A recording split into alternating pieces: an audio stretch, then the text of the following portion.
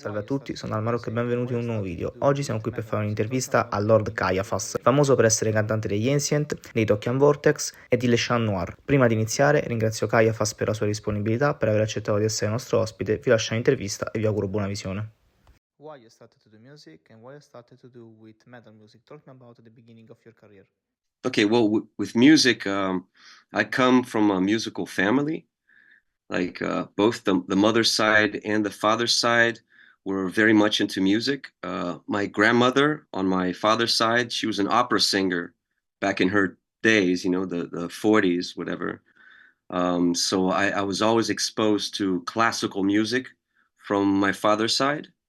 And then on my mother's side, they were kind of like hippies, like in the 60s. So they listened to a lot of Beatles, Rolling Stones, and my uncle in particular, he was into progressive rock. Like Yes, Genesis, Jethro Tull, Emerson, Lake and Palmer, all that crazy stuff from the 70s.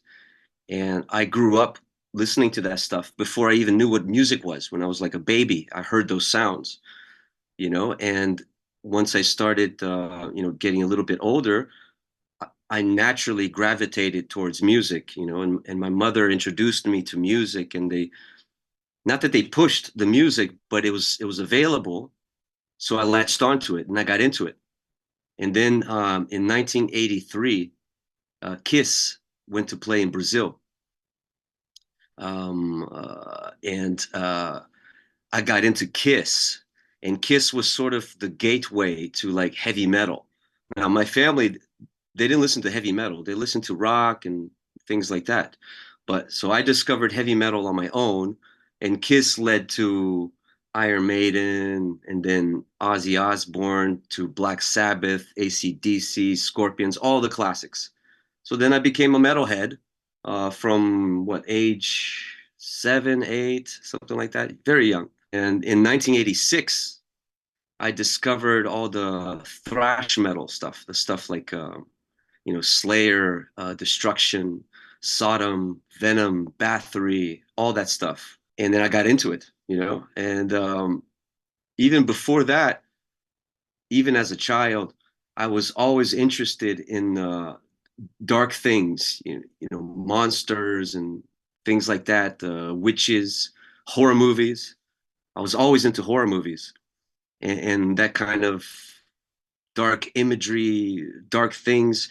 So the extreme metal, that the thrash, if you recall back in that time, like 86 and stuff, a lot of thrash metal bands wrote about Satan and things like that. Like there's not so many distinctions between what is thrash metal, what is death metal, what is black metal. It was all kind of mixed together. And a lot of those bands had satanic lyrics and a satanic image. So I started getting interested in that.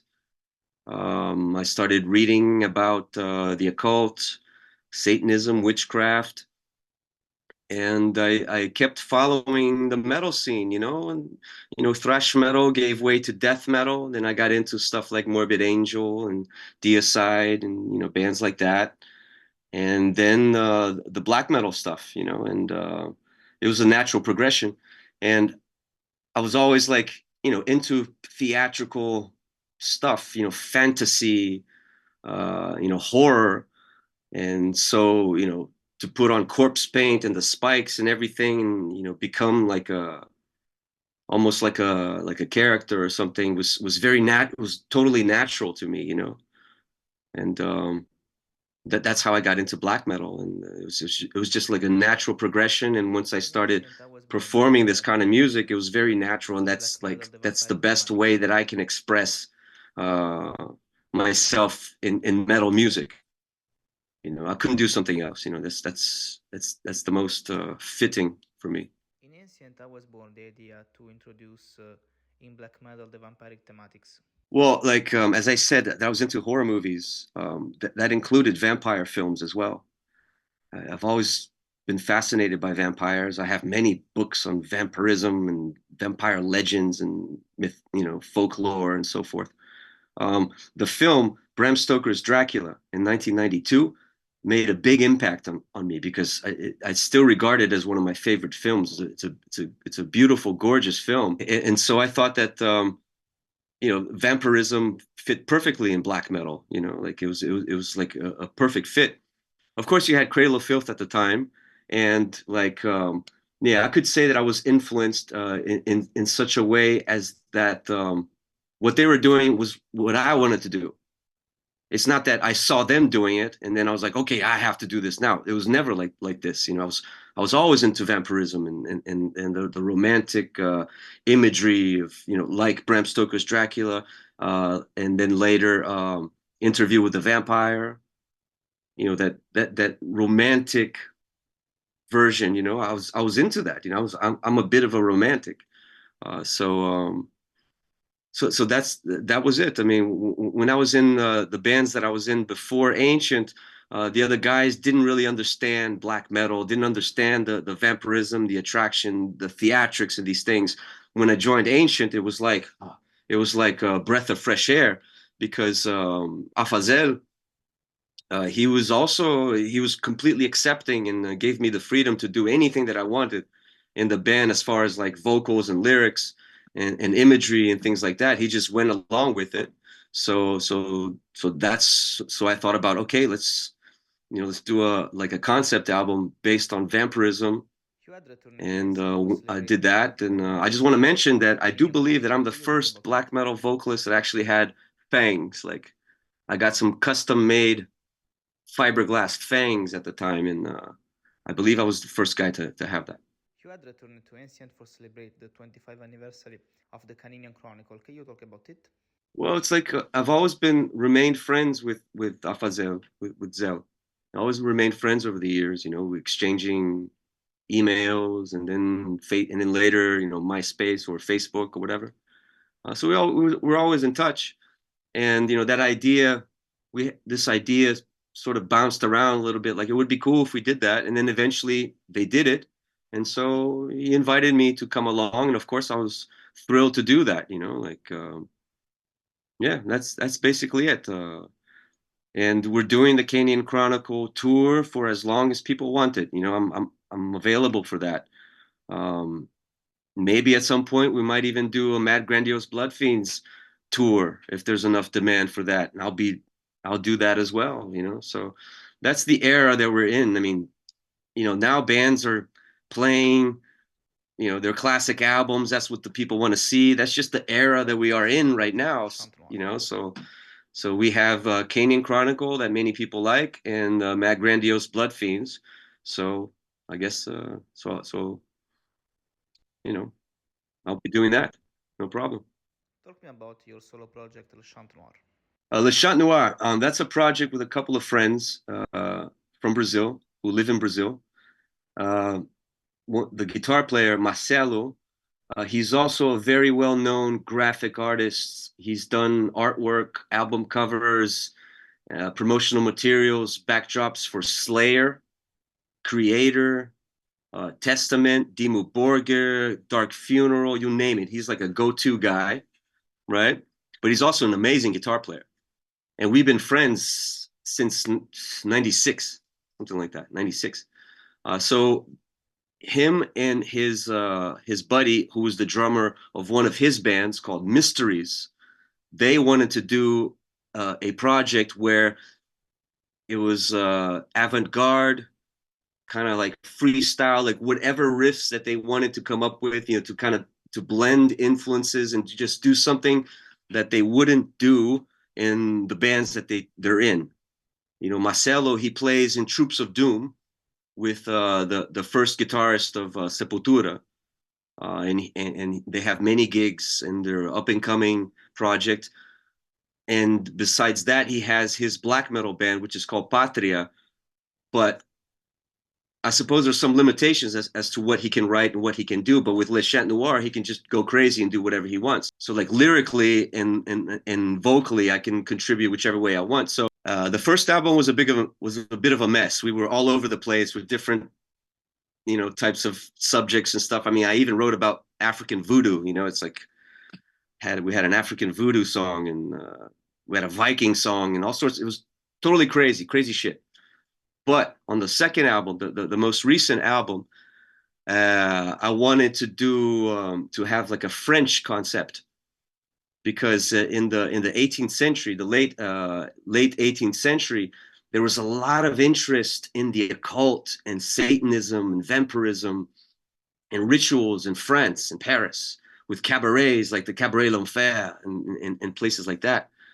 And there were grimoires written and lots of poetry. Charles Baudelaire, there's so much stuff that was written around that time. So I figured there's enough material for an album. So that's sort of the concept of Le Chant Noir right now. It's a French occult from like 18th century and before. The lyrics are not in French; they're in English, but they're adapted from poetry, from French poems, from Baudelaire and Rimbaud and others. There's some French parts in there. I know someone, or a French girl, who can record some voiceovers. So that's sort of the concept for the moment. But that's just right now. Maybe on the third album, who knows when that's going to happen? Maybe the concept will be something else.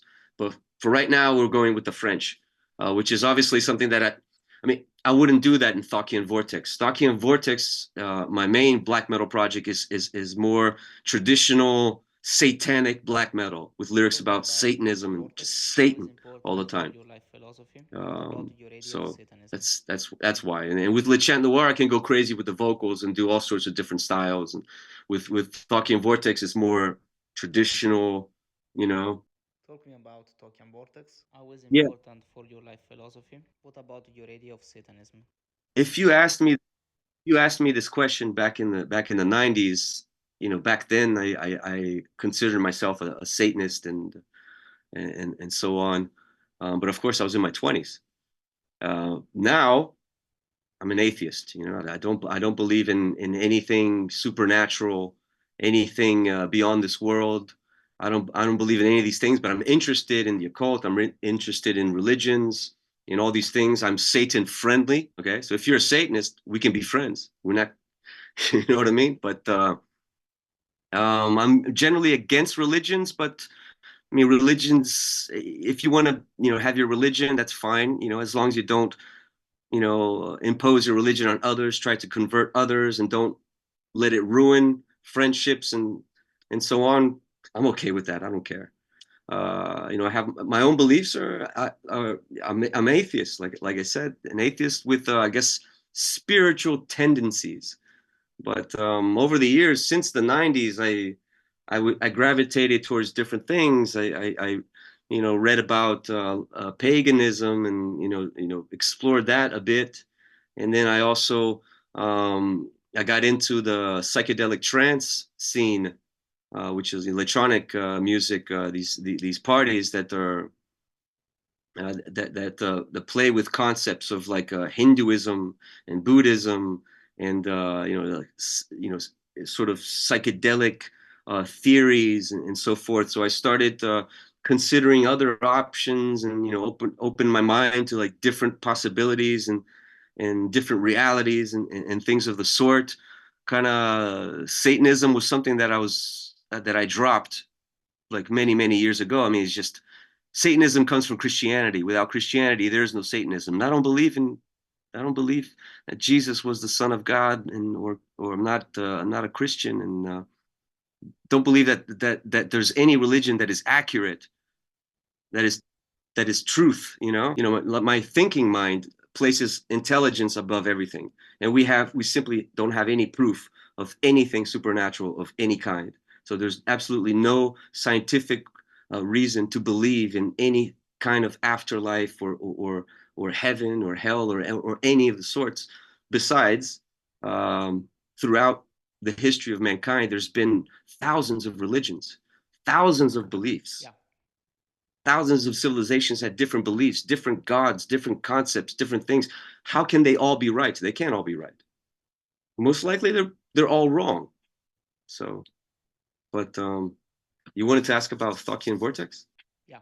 Thokkian Vortex, that's basically like that's my expression in black metal. Like when I was in my previous bands and with Ancient, I was just a lyricist and vocalist. Like my role was as a lyricist and vocalist. I was not able to compose riffs, compose music, because I was a drummer.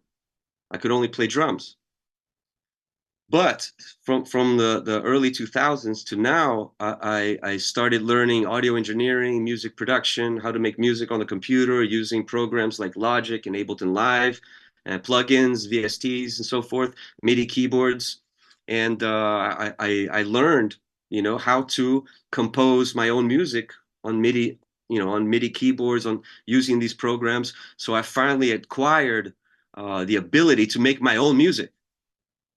So once I became good enough at that, I decided, okay, now I'm going to make the black metal that I've always wanted to make. I'm going to make my black metal according, where I have 100% full control over everything, all the music, all the lyrics, everything. And that's exactly what Tokkian Vortex is. So you could say that Tokkian Vortex is my true black metal expression. If you want to be remembered for an album in your career, Ah, which is and why? ooh. If I were to die like tomorrow, Thy Throne is Mine, the latest album from Thokkian Vortex, would be that one. But if I am going to live many, many more years, then I will say that I haven't made that album yet. And there's a brand new Thokkian Vortex album that I'm currently mixing. After this interview, I'm going to be mixing some drums for that. And I'm planning to hopefully that album will still be released this year, if not in January, February next year. But even that album, which is the best thing I've done, is still not what I would say that. So I have a lot of ambition. My best music is still to come.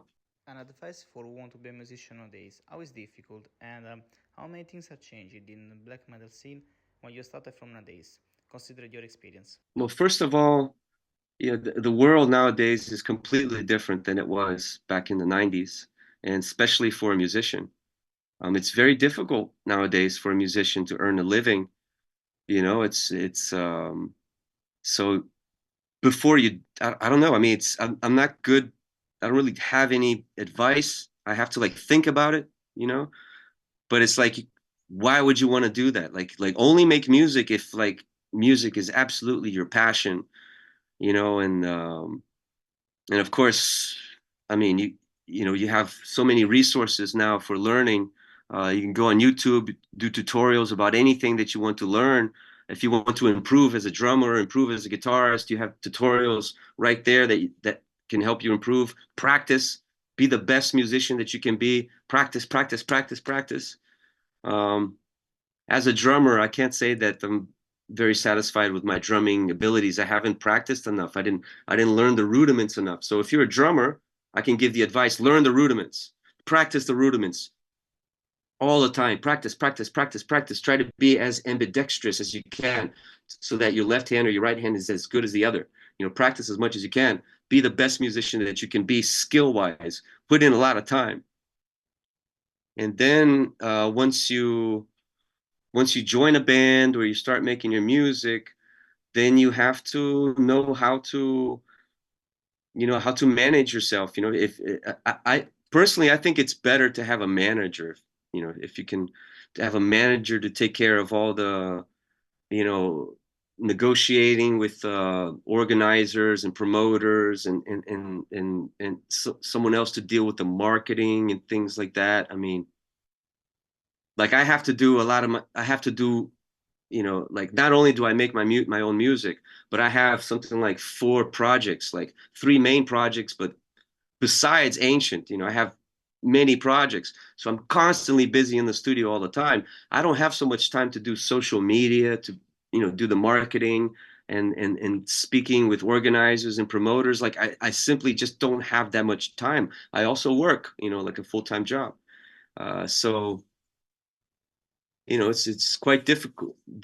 The best way to be a musician, a serious musician who wants to make a living from music, and you're playing the music that is your passion, your true passion, and with no compromises. You have to have management, join an agency. You have to be as professional as possible.